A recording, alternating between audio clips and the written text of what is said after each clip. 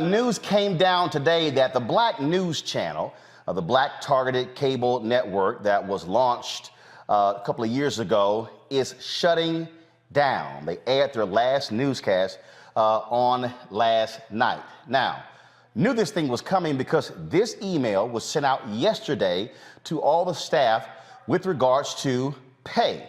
So pull up the email showing the pay, please. Thank you. Pull it up. Thank you. Pull it up. That email went out.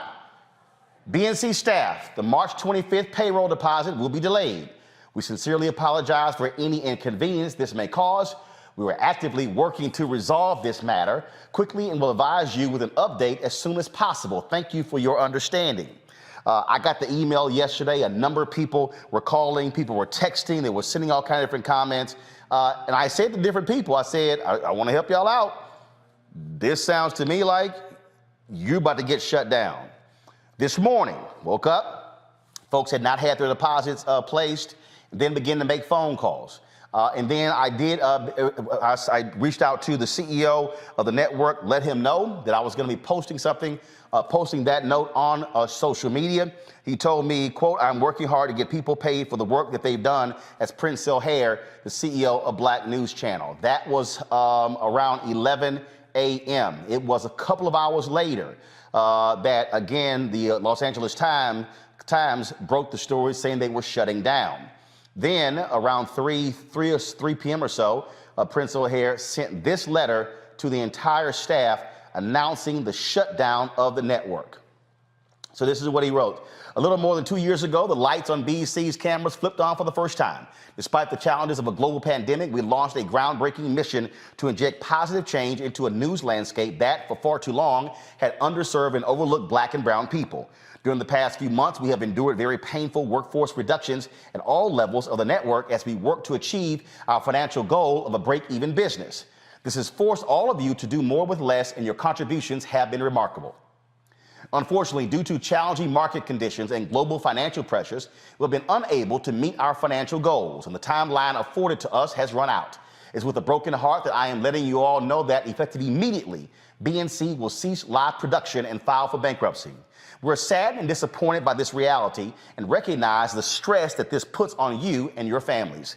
With the nation on the verge of a social justice reckoning not seen in this country since the civil rights era, we've been hard at work building our presence in the marketplace with unprecedented speed. Through a continuous run of distribution agreements on both linear and streaming platforms, BNC's accessibility has grown to reach more than 250 million touch points. Since rebranding and relaunching the network a year ago, we have developed a 17-hour daily block of live programming and a lineup of shows that are outstanding. Every day we present stories, context, and viewpoints that illuminate and celebrate the Black experience in a way that no other network has since the dawn of television. We have hired more than 250 Black journalists and Black production personnel, and all your hard work and dedication has lifted this network to incredible heights. There have been countless wins along the way, including gavel-to-gavel coverage of several trials that gripped our community, A-list guests throughout our day parts, and exclusive coverage of the Congressional Black Caucus's first ever response to the President's State of the Union address. Just this week, we set an all-time viewership record for the network doing wall-to-wall coverage of Judge Ketanji Brown Jackson's U.S. Supreme Court confirmation hearings. I understand that this surprising and unfortunate news will naturally generate a lot of questions surrounding next steps. Our leadership team and human resources will be in touch to address them over the coming days and weeks. Please know that I am thankful for all of your hard work and deep commitment to our mission. We have differentiated ourselves, and your achievements over the last 2 years should be an immense source of pride that you will carry throughout the rest of your careers. In the meantime, please take care of yourselves and each other, and remember that we built something great here. BNC, or something very close to it, will surely return at some point because the world needs it, and all of you have proven it can be done. Sincerely, Princell Hare. All right, folks, so let me unpack this so you can understand what went on here. BNC actually launched. They made the announcement in 2019. Former Congressman J.C. Watts, it was his vision to launch a Black news cable network. He had been trying to do this for more than a decade. And he and I communicated in March of 2018 because I'd asked him what was the state of it, and he said that investors were going through the process of vetting their financials, and then it was later that year, probably around December, when they actually began to close on it, and then they announced they were going to be launching. They kept having the date pushed back and pushed back. They didn't launch until really February 2020. But a major investor did come in, Shahid Khan, the Pakistani-American billionaire who is the owner of the NFL Jacksonville Jaguars. He came in and invested $50 million into Black News Channel, thus becoming the majority shareholder. So Black News Channel went from being a Black-owned cable network to a Black-targeted cable network by virtue of him being the majority owner. This is JC and Shahid Khan talking about the Black News Channel before they launched. Now the time to launch a TV network focused on the African American viewer. Well, Catherine, the Black News Channel is culturally specific to the African American community. You've got 200 plus stations on any cable system. We are the one location that you can come and find out about wellness, culture, current affairs as it relates to the African American community. So we launch on November 15th of this year, and we're looking forward to creating a venue that African Americans can find culturally specific issues pertaining to them. Congrats. Shad, you're an investor in this channel, and I'm wondering, when you looked at this, how do you think that the Black News Channel will compete against news networks that already have the resources? Well, I think it's going to do real well. To add to what JC was saying, it's specific needs of a community that's for the underserved, the African American. It's great for me to be part of it. It's been under planning for a long time, and then to come in and help provide financially so it launches and launches well. You heard there where J.C. Watts said that they were launching in November of 2019. That got pushed to December, then January, then finally in February. So they launched in February 2020. Well, guess what? After they launched, the co-CEO, Bob Brilliante, he was actually let go. They announced he was moving on to pursue other opportunities. but he was let go from the network. He, of course, launched the Florida News Channel, and of course, he always had his idea of actually doing a black news network. Folks may not realize that when you had Major Broadcasting Cable Network, they had partnered with him to actually do something similar to BNC, and so they did it first. This is a photo. This is a This is a story right here in the Tallahassee newspaper when he stepped down after a couple of months. You see, the story was dated April 13th, 2020. So here's what happened after that. You see that this was their original logo right here. Then they brought in Prince O'Hare, longtime television news executive. He eventually became the CEO, and he led a massive rebranding of the network. You see that logo that's right behind him? That was their new branding. They changed their whole slogan to Truth, and they went through all of these different changes, and then they went on this huge hiring spree, hiring a number of people. You heard in the letter he wrote, they referenced the 250 black journalists and production folks that they hired. Here was the fundamental problem with Black News Channel, because people have been asking me this question: why did this fail? Why is it didn't succeed? What's going on? What's the whole deal here? The reality is this here. It was the absolute worst time to launch a cable network. Why? Because the world had been changing. The cord cutting came in. People began to get rid of cable, and then they began to go towards online. I told J.C. Watts directly, don't launch a linear network. Launch it as a digital network. I said, why?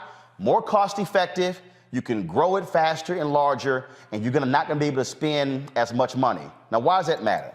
A lot of people out there are saying, this ain't right. I mean, this man is a billionaire. He got the money. Y'all, folk who are billionaires ain't in the business of losing money. That ain't what they do. They see what's going on. If you don't see the profit potential, I'm cutting ties. My understanding, for the last 3 months, he's been struggling and not wanting to fund what's been going on. You read the letter where they had the layoffs in December. Those were not enough layoffs. They were burning too much cash. So the first mistake they made was launching a linear network. Now, I need you to understand the cable business. You know, the cable business, how it has always worked, you get paid for subscribers.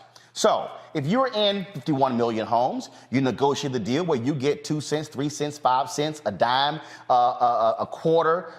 You look at $1. The most expensive folks in terms of on cable networks have long been ESPN, Fox News, because the amount of money they get per cable subscriber. So if you have cable television right now, when you look at your bill, you look at how much money in your bill, a significant portion, the largest portion of your bill right now is going to Fox News and ESPN.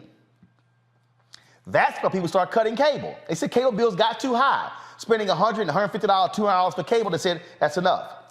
The problem for Black News Channel, they were not getting subscription fees. So they were a 100% ad-supported cable network. Well, folks, that subscription fee is a revenue line. That means that you're airing on the network hoping folks are watching. You need to have high numbers so you can actually get advertising.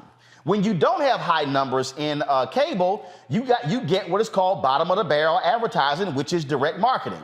What's direct marketing? That's when you're sitting, seeing those commercials with a 1-800 number attached to it, and it's Joe Namath doing some kind of insurance pitch, or Jimmy J.J. Walker. That's direct marketing, folks. Those are the commercials that you're seeing. Those commercials, you get money, it's a low amount of money. So those were the majority of the advertisers that were on the network. They were only averaging, a few months ago, 4,000 viewers in an hour. Now, the numbers begin to improve, begin to go up around 10,000 this week because of the confirmation hearings is their best ever numbers. Their best ever numbers. And so, but guess what? It got cut. Now, you're watching and you might be saying, wait a minute, this guy Shahid Khan, he put in $50 million. My goodness, how in the world is it they somehow could not solve this thing and figure it out? Let me unpack that as well, folks. I need y'all to understand the economics. There's a whole bunch of people been tweeting me all day. I don't understand why this couldn't work. I don't know, why couldn't some black celebrities get together and buy it? Why couldn't Byron Allen buy it? Y'all, if a billionaire Shahid Khan cut ties, why in the hell would Byron Allen or somebody else do it? Now, I was told that Byron Allen did offer $30 million to buy the network. Khan did not accept that. He wanted $100 million. Why? He'd already put in $50 million. But even at $30 million, really didn't make any sense because Byron could simply take that money and put 10 or 15 million in his Griot channel and the Griot website, build up their news side, and you don't have to assume all the debt from the Black News Channel. Second thing is, you were not big enough from a marketing standpoint. A lot of people said, I never heard of the Black News Channel. You didn't see billboards and commercial and digital ads. You didn't see a major social media presence. That costs money. So let me tell y'all what went on. Now, I did have some negotiations with them. When Bob Brilliante was co-CEO of the network, they approached me about hosting a show on the Black News Channel. We met here, did a conference call, we met here in DC. This is a true story, y'all. I've never told this publicly. People who know me personally, I've discussed this offline. They met with me and they wanted me to host a primetime show, 30 minutes, which first of all made no sense whatsoever. You don't host a 30-minute damn show, you do the whole hour. It's a 24-hour network. If you do a 30-minute show, you gotta put another 30-minute show behind it. But that made no sense. So they wanted me to host a 30-minute show, and they were gonna have Larry Elder follow me, and they offered me $85,000 to host a 30-minute show. And then they wanted me to also utilize my social media, promote the network. I said, I'm not even responding to that offer. I'm sorry, I made $85,000 running Tom Jones' website, blackamericaweb.com in 2001. Do you actually think, after what I've accomplished over the next 18 years, I'm gonna take $85,000? Hell no. So I told them I'm not taking that offer. And so I said, if y'all want to be serious, y'all come back and holler at me. So they never did. Princell came in, they never called as well, and I was fine. I told them we're just fine here at Roland Martin Unfiltered, the Black Star Network. My employees have always gotten paid on time, never been late, not even 1 minute, and we've been in the black since the 14th month we've been in operation, so we're good. So they spend all of this money here beyond going linear, and then you talking about not going digital.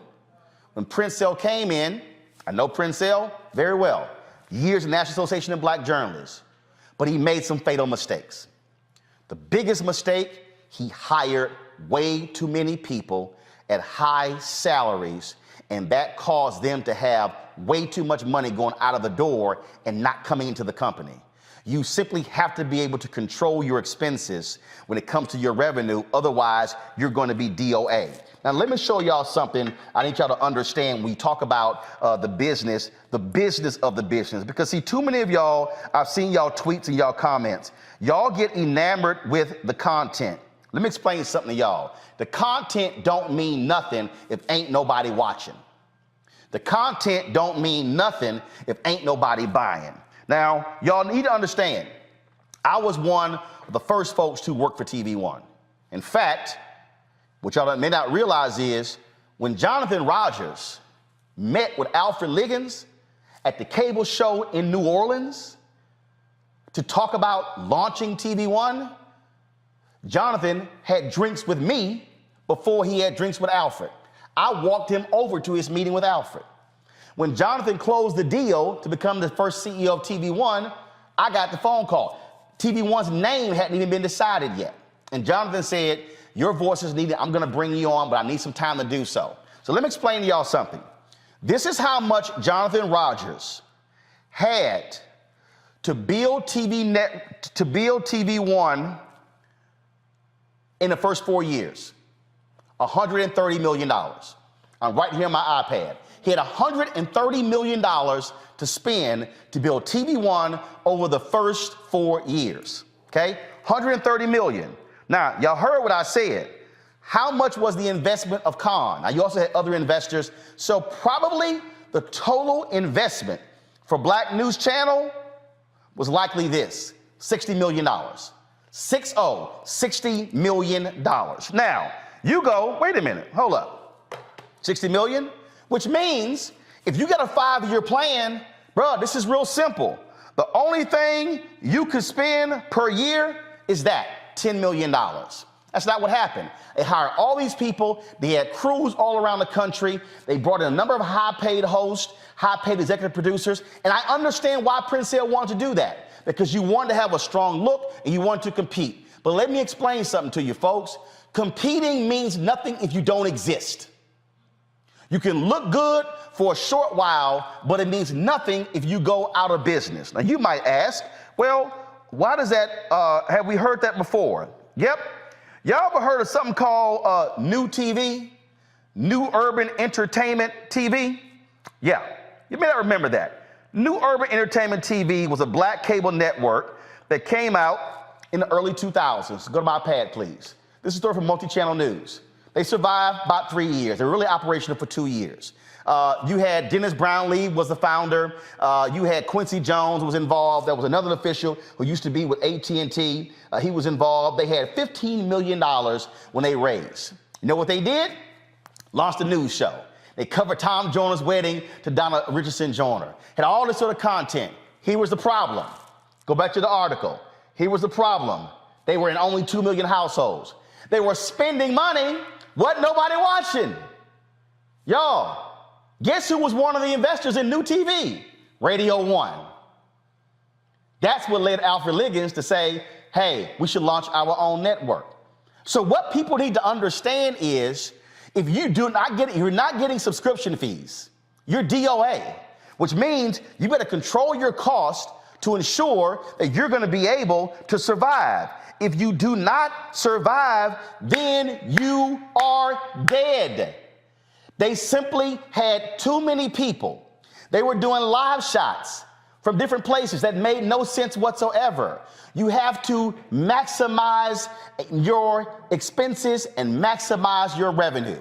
They had too much money going out of the door, not enough money going in. You can look great, but no advertiser is going to give you money, no real advertiser, if you only have 4,000 people watching. The other thing is they didn't have deep pockets. Let me explain something to y'all. Let me pull this up so y'all can understand. Brian Roberts, who is the CEO of Comcast, said point blank on a conference call the other day that Peacock, y'all know Peacock, right? The network that NBC launched. Do y'all know, don't show it yet, but do y'all understand how much money Peacock lost last year? Go to my iPad. Last year, Peacock, the new streaming network of NBC, lost $1.7 billion in 2021. $1.7 billion. Y'all, in the same article, he said, come right here, go back. For 2022, Comcast expects Peacock losses to total about $2.5 billion as its investment in content doubles. Now, you're watching and you're like, whoa, hold up. Y'all lost $1.7 billion last year, and y'all gonna lose $2.5 billion this year? Y'all, they publicly traded. They market cap exceeds $100 billion. They say we can absorb the losses now because what we're actually trying to build towards. Black News Channel had one billionaire who put in 50 million. This is something you need to understand. You cannot keep up with the Joneses. They were trying to do CNN and MSNBC type news. You can't compete against people who are making, in the case of MSNBC, 700 million in profit. CNN is making $1 billion in profit. Fox News is making 1.5 billion in profit. Now, some of y'all are watching me right now, and y'all are sitting here saying, oh, Roland, I feel you, but, you in competition, you hating. No, let me further unpack this for y'all who are watching. My first paid job was at the Houston Defender, black-owned newspaper. I wrote for the Dallas Weekly, black-owned news, the Dallas Examiner, black-owned newspaper. I was the managing editor of the Dallas Weekly, black-owned newspaper. I was managing editor of the Houston Defender, black-owned newspaper. I was the editor of Tom Joyner's website, blackamericaweb.com, black-owned website. I was the news editor of Savoy Magazine, run by Vanguard Media, black-owned magazine. Then later became the executive editor and later general manager of the Chicago Defender, black-owned newspaper. I produced the election special for a major broadcasting cable network, black-owned. 13 years at TV One, black-owned. 11 years, Tom Joyner Morning Show, black-owned. I'm trying to explain to you the business of the business. This is something that I used to say, and as a matter of fact, I freaked out Alfred Liggins when he said this at TCA when we launched launched News One Now. We were the Television Press Critics Tour in California, and I said to all the press critics, they said, Roland, you're launching this morning show on TV One. How are you going to compete with Good Morning America and the other morning shows? And I said, I'm not. They go, I'm sorry, what do you mean? I said, I'm not. I can't compete with them. The Today Show car budget is bigger than my budget. I said, but here's something that the Today Show cannot do. They cannot out-black me. They said, whoa. And even Alfred went, whoa, I've never heard that. I said, well, you're hearing it now. When I ran the Chicago Defender, I couldn't compete with the Chicago Tribune and Chicago Sun-Times. Couldn't. They had way more money and resources. But they couldn't out-black me. See, what out-black me means is, when there's a news story, you can't out-black me. I'm going to lock and load on that story. So you might ask, well, Roland, what should a black news channel have done? First and foremost, you should not have had programming running from 10 a.m. to 7 p.m. that was live. It's a total waste of money because, frankly, nobody was watching. It's a waste of resources. Your focus should have been solely on building your primetime hours, 7 p.m. to 11. That's 4 shows. That's 4 hours. You then run those shows 2 more times in the 24-hour period. That means that those 4 shows now take up 12 hours of your 24-hour block. What you then do is take advantage of free content such as congressional hearings, which you're allowed to use by fair use, even though C-SPAN shows them, because the cable contract says they have to provide that free to anybody who wants to use it. You also go acquire very inexpensive documentaries, and you put together a programming schedule, and you methodically build your network by watching your dollars. So if you had $50 million and you say, listen up, we're only spending $10 million this year. Folks like, yeah, but no, I don't want to hear it. When I was at TV One, had a brother, he used to work at BET. He was like, man, we got to go do this. If this was BET, we were at ABC. I said, stop, we ain't at ABC. So don't tell me what ABC will be doing and how much they will be spending, because we ain't at ABC. Now see, some of y'all watching right now, let me explain to you how you don't get caught up in running with the Joneses. Do y'all see this table right here? Y'all see this table right here? This was one of the original tables we used on the show. Kelly remembers. She used to come into the studio. This was one of the tables she would sit behind. The black chair I sit in, this was our set. We had 4 of these tables and 4 chairs. You know why? We couldn't afford no damn set. I wasn't stupid. I wasn't spending a crazy amount of money. So you know what I did? I waited. Did I want a news desk? Yes. Could I afford a news desk? No. So what happened? By the second year, take the shot, Henry. We bought this. It cost us $8,000. We couldn't afford it in the first year. Hello. Come back. We're now in a new studio, 5,200 square feet, 5 different sets. I couldn't afford that. I couldn't afford the robotic cameras, but we methodically built. That's what Black News Channel did not do. They did not conserve their resources to methodically build. They tried to grow too fast. Pull up the letter that Prince Sale wrote. And he said it in the letter, go to page 2 and then page 3. The letter from Prince Hill. He said it. We grew at a remarkable, what does it say? We've been hard at work building our presence in the marketplace with unprecedented speed. You spent too much money, Prince Hill. You did.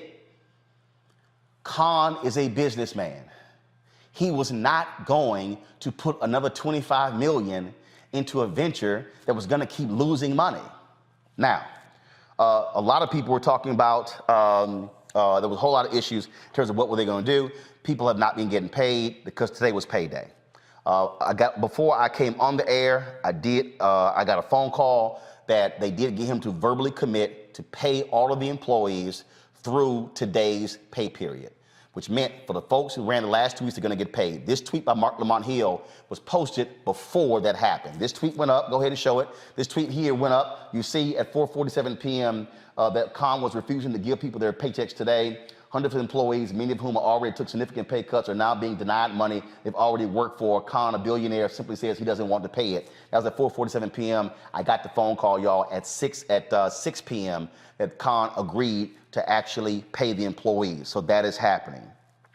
What I need people to, I'm going to close this way, what I need people to understand, because somebody asked me, well, how's Univision and Telemundo successful? First and foremost, Univision ain't an American network. Univision is seen throughout the entire Spanish-speaking world. Telemundo, same thing. You cannot make the comparison. I need folks to understand that also how you build a network, you have to be able to manage your finances and understand how to grow it. Even though people think you're going to get millions of people watching a show, that's not it. On an absolutely fantastic, unbelievable, crazy day, we would have 130,000 total people watching News One now. 130,000. I don't think we ever hit total 150,000 viewers. We were in 58 million homes, y'all. We had 52 Radio 1 stations promoting TV One. The marketplace that you are in changes. It dictates how you're able to grow. So I'm just going to put this in context so you can understand, folks, again here. Because again, remember, y'all, I did it. I just want everybody to understand. You looking at the only, outside of BNC, before BNC launched, you're looking at the only African-American who hosted for 4 years a Sunday morning show on TV One. Was it live? No. We taped it on Friday. Why? It was cheaper and more cost effective. You're looking at, before BNC, the only black person who had a daily morning show on a black-owned network for 4 years. So that's for 8 years, y'all, from 2009 to 2017, September 2009 to December 2017, where I had the experience of how do you compete in a marketplace with a show on a black-owned network. And so it's understanding how you methodically build it. Now, I had one of my staffers said this to me, and a person who used to work for me, and she wanted a raise. And she said that she felt that she deserved to get $65,000. And I said, you're right, but not here. She's like, what do you mean? I said, a company can only pay you according to the revenue that they bring in. You might think you're worth $65,000. You probably are, but not here. You have to go to a place that can actually pay you $65,000. The position that I have for you can only pay you $45,000. That ain't right. It's business because you're not the only employee. So when you look at the number of people they hired, and I know many of those people, but they overpaid. They were spending too much money. That's why they had to shut down today. Y'all, this is business. And what we have to understand is you do not throw bad money at something that is not succeeding. And that's hard because the idea of a black cable news network is important. But if you cannot pay for it, It doesn't exist. What is the point of lasting 2 years when you want to last 20 or 200? The cable landscape is littered with wonderful ideas that failed because the business plan could not sustain itself. So you're sitting here going, well, I don't understand, Roland. How are you still in business? You know why? I check the account every day. I manage every dollar. Don't tell me you lost the remote to the Roku. Find the damn remote. I'm not about to spend another $20 to go pay for it, because that's $20 that I gotta pay. Also, if somebody's sitting here going, oh man, we did $3 million in revenue and we made an $800,000 profit, you should give everybody bonuses. So what happens next year? We have an economic downturn and advertising goes down. How am I gonna pay you? So right now, this is 2022, I'm already thinking about how I'm going to pay all of my employees and pay my rent in 2024. Folks, this was business. And again, you can't get so locked in to a great idea if you can't pay for it. And so there are going to be a number of stories that are done about what happened. And by the way, TV One, we had $130 million. Diddy's Revolt, they had $65 million. And one reason they struggled in this first several years, they were undercapitalized. Diddy wrote his letter talking about that in the whole Byron Allen lawsuit, where he talked about also they didn't have the distribution. What came with distribution? Sub fees. So folks, this is the business of the business. And so there are people without jobs. Lots of talent out there. There's still opportunity. But I want folks to understand, can this notion succeed? Can this idea of a black news network work? The answer is yes. It can work, but it has to be done right. You must be managing all dollars. I was a contributor for CNN. I got no problem telling y'all this. When I left CNN as a contributor, I was getting paid $285,000. I walked in at $250,000. BNC was paying contributors. How? I'm telling y'all right now, I have no problem being transparent. I would love to send Kelly, Michael, and Matt a check to be on my panel every week. But let me tell you right now, if I did, we would not be standing here 6 months from now. When I ran the Chicago Defender, this is the last story I'll tell before I go to the panel, then I got guests that are waiting, and I thank you for being patient who are waiting. When I ran the Chicago Defender, y'all, the Chicago Defender had not made a profit in 20 years. They had lost money for 20 consecutive years. Their expenses were being covered by the Michigan Chronicle, the Tri-State Defender in Memphis, and the Pittsburgh Courier. Those publishers were pissed that their profit was going to pay for the Defender. And so when I got to Chicago, we were in this massive building. And it was the building that they had been in since the 1950s when John Sinstack was the publisher. It was the building that we were in when we became a daily newspaper. And all of these black people in Chicago were going, man, we've got to save the building. This is a historic building. Do you know what it means? You had the black historian, he just passed, his name escapes me right now. He just died. And he did an interview in front of the Defender. He was tearing me to shreds because I was talking about moving the Chicago Defender out of that building somewhere else. I listened to him. And I said, if we had to refurbish the building, we were only using 10% of the building. If we had to refurbish the building, it would cost $7 to $9 million to refurbish the building. The entire company wasn't worth $7 million. So I said, y'all got to make a decision, Chicago, Black Chicago. Y'all want to save the paper or save the building? You got to pick.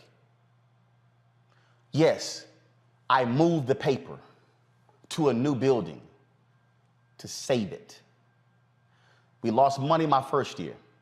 We made a $100,000 profit my second year. We made a $400,000 profit my third year. That's business.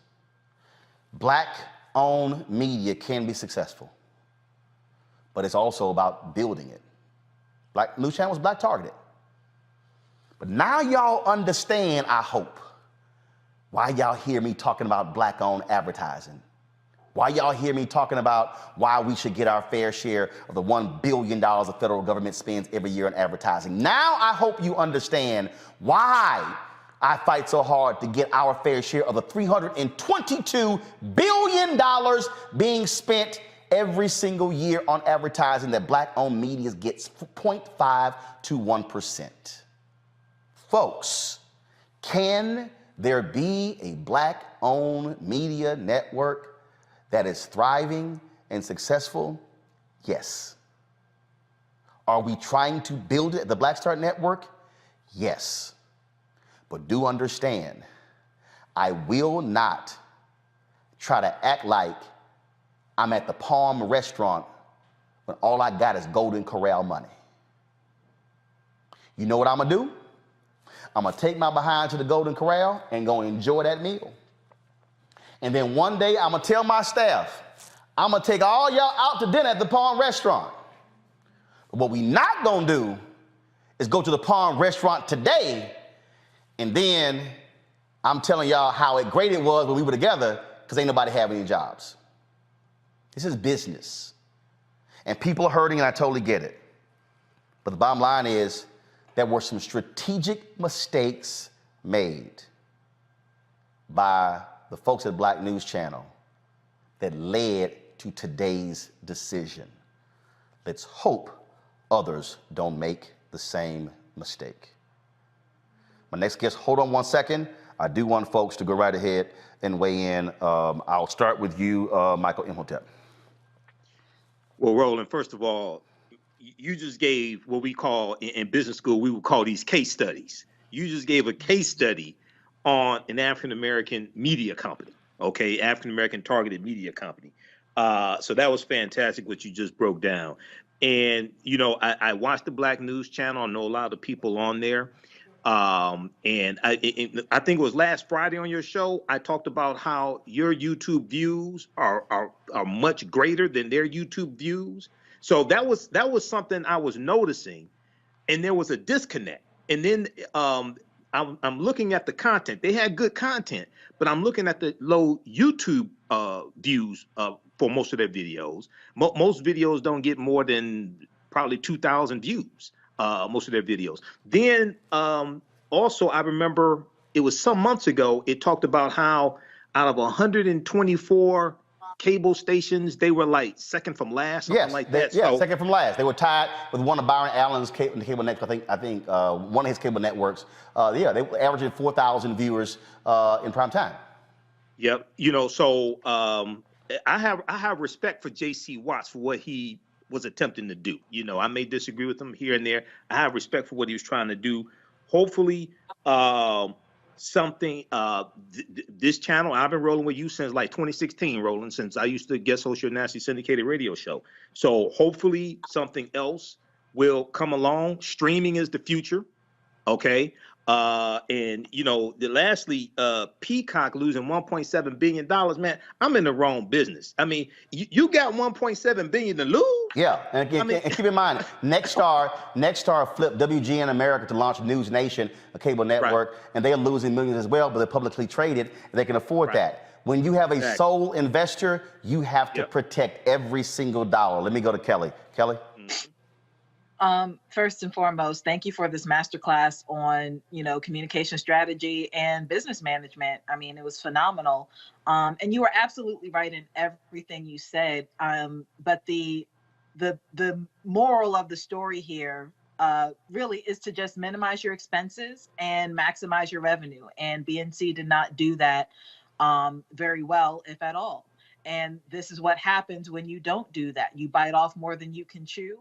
And you just you fail, in every sense of the word in this regard. Like they did have wonderful numbers when it came to the confirmation hearings this week. It's too late. But that's not enough to carry a news station. Yep.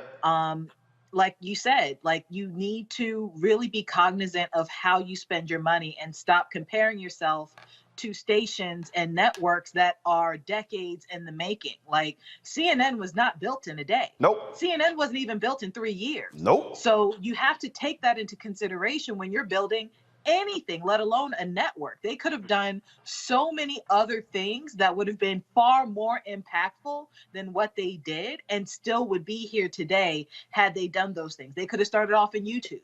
They could have started off in TikTok. They could have started not in the middle of a pandemic, And actually, you know what? No. See, here's where again, I totally hear what you just said. And again, to my next guest, seriously, I'm sorry, but I got to say this here. I'm just going to be perfectly honest with you. We were averaging around $25,000 a month on YouTube in 2020.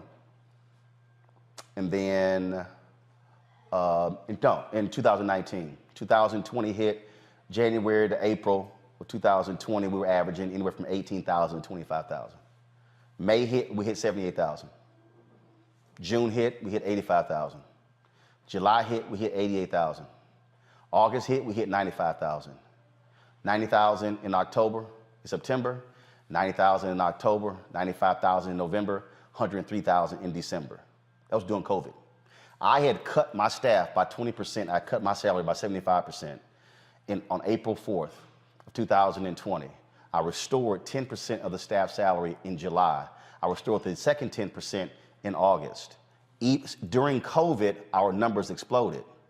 But again, and I did not lay off one person, but it was managing your expectations and managing your expenses that allowed me to restore everybody's salary 3 months later and allow us to be able to thrive. And the success financially in 2020 paved the way for us to do $3 million in revenue in 2021. 2021, after the election, our numbers went down on YouTube, but our CPM went up because our time spent watching went up. So just so people understand. And again, we understand when I call it a deconstruction and masterclass. Some of y'all need to understand, because see, all my haters out there, I had to smack them with this here. In 2021, we did 93 million views on YouTube, 92.4 million, 13,677,000 watch hours, 1.27 billion impressions reach, views from the impressions, 56.6 million. On Facebook, we have 313 million video views, 163 second views, 166.9 minute views. We reached 58.5 million people. Again, you have to manage your expectations, and where you want to be year 5, you can't do it in year 1. You got to wait for year 5.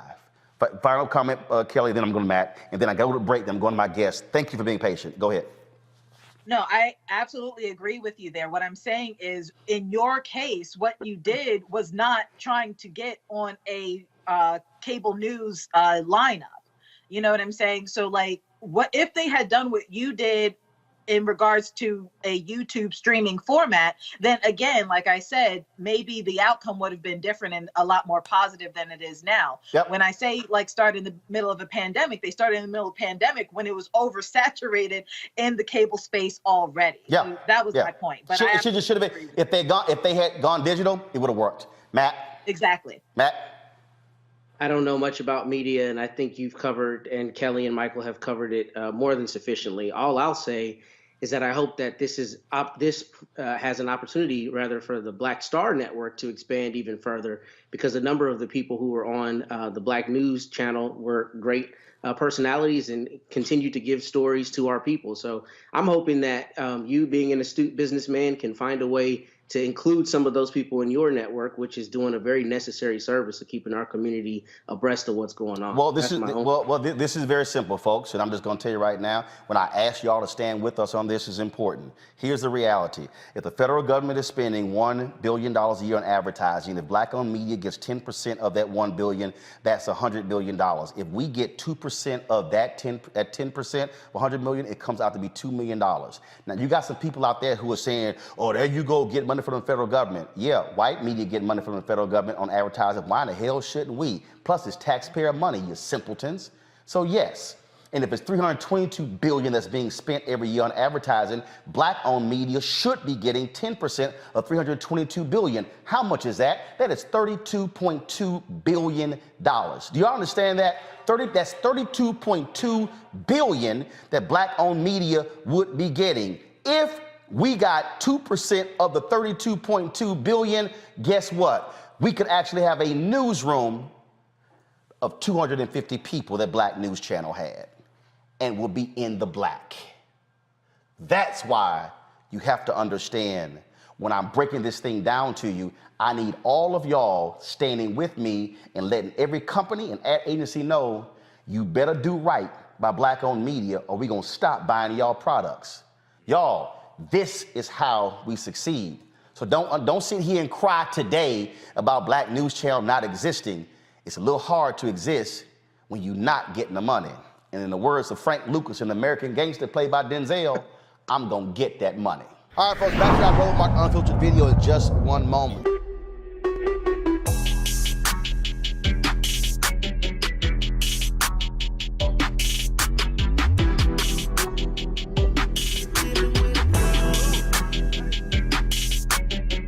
Hey fam, Patrol Grooming is a black-owned men's grooming company that delivers on this promise every day to men everywhere. Everything we do, every product we make, is designed to help you to present your best self. It's a promise they've kept since 1991 when they first introduced the Bump Patrol brand, the #1 men's product for a smooth, bump-free shave and silky skin.